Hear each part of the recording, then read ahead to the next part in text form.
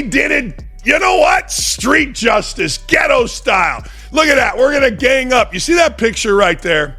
That picture will be a poster on the wall of every African-American lesbian basketball player / woman in America right there, holding the white girl down with a couple other people around and putting her in a chokehold. And don't tell me that I'm wrong. Don't tell me that I'm even close to being wrong. I've already seen it on Twitter.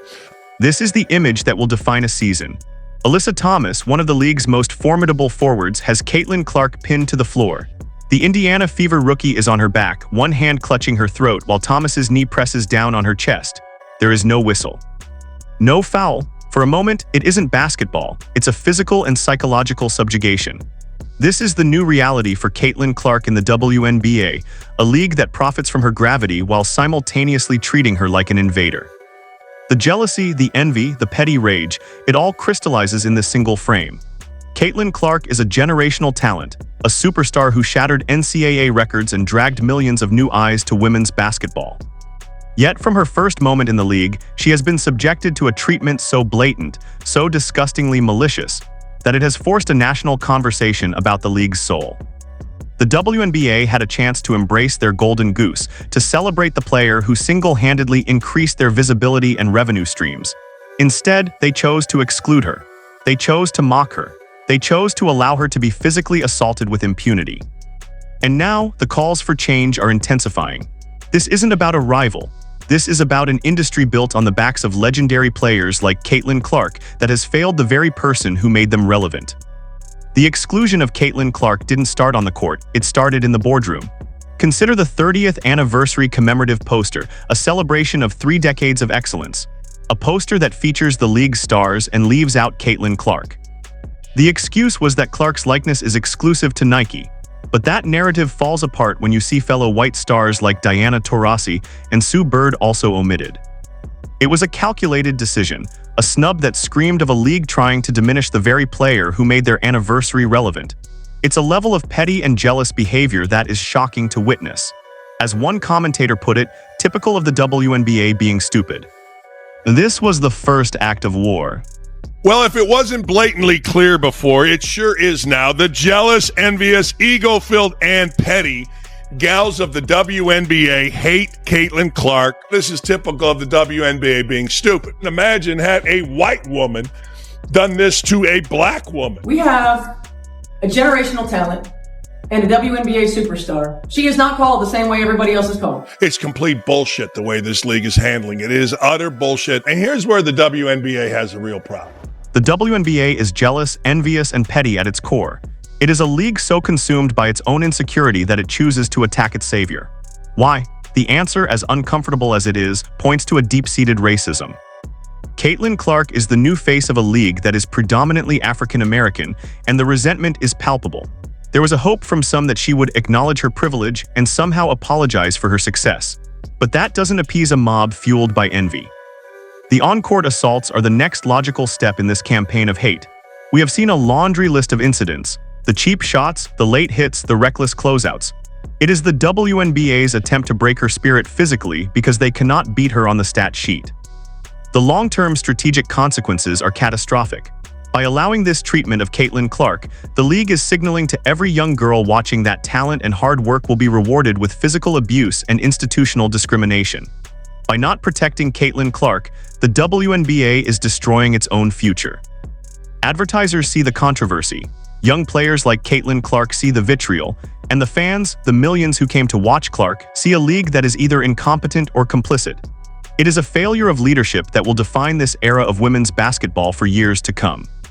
To understand the psychology of the players targeting Caitlin Clark, we must look at the desperation of a league that has been historically irrelevant.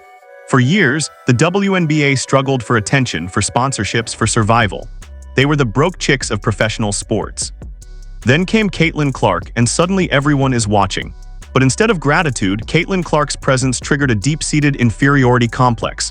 These players see Caitlin Clark as a threat, not a teammate. They see her fame as theft, not a rising tide. They are afraid that she will overshadow their own careers, so they seek to tear her down to prove they were always this good, even though nobody was watching until Caitlin Clark showed up. This is the psychology of a bullied child taking out their anger on the new kid who is smarter and better liked. It is a disgrace that Coach Stephanie White has to beg for her superstar's safety. I heard about it at halftime. I brought it to the attention of the officials at halftime. Yet, we still had 11 fouls in the fourth quarter to their 2. They still shot 24 free throws in the second half. Number one, you gotta call it. It's absolutely egregious and utterly... Listen to the frustration. Stephanie White is pleading with the league, demanding accountability for the generational talent she coaches. She saw the egregious play where Caitlin Clark was pushed in the neck, the Alyssa Thomas punch, and she brought it to the officials' attention at halftime. And yet, the result was a second half where the Fever were called for 11 fouls to their opponents' 2, and the other team shot 24 free throws. The referees, often unqualified officials, are enabling this abuse through a double standard. Caitlin Clark is not called the same way everyone else is called. It is complete and utter disrespect. When you compare this to previous eras, one thing is clear. The NBA, the NFL, they all have these DEI issues now, where unqualified people are put in positions of power because of their skin color, leading to catastrophic mismanagement. This is not basketball. This is a racial power struggle playing out on a 94-foot court. The financial and chemistry impact on the Indiana Fever is untenable. They have a once-in-a-generation superstar, and they are watching her get beaten down night after night.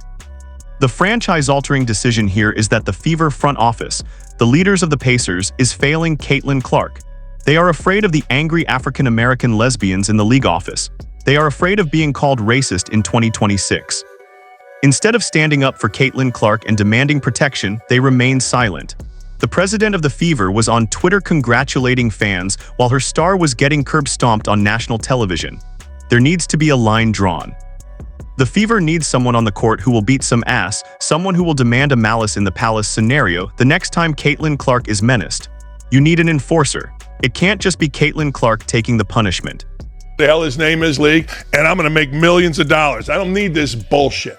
She doesn't need to do it publicly yet. She needs to do it privately. But the Indiana Fever and their administrators, who I have said are the most bullshit people alive, the most DEI censored alive, Kelly Kasparov, my ass. She is a politically connected woman, probably a lesbian, maybe a mom. I have no idea, that everybody hires. She's like the Condoleezza Rice when we need somebody to join Augusta National. Oh, Caitlin Clark should tell the WNBA she is going to Ice Cube's league and make millions. She doesn't need this bullshit. The WNBA needs Caitlin Clark, but she has the leverage. She can leave and the league will collapse back into obscurity.